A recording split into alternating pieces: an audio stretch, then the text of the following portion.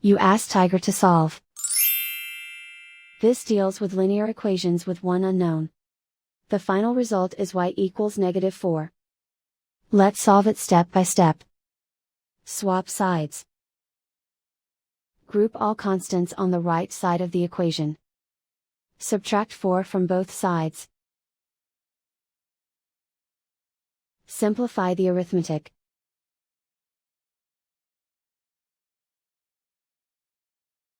Isolate the y.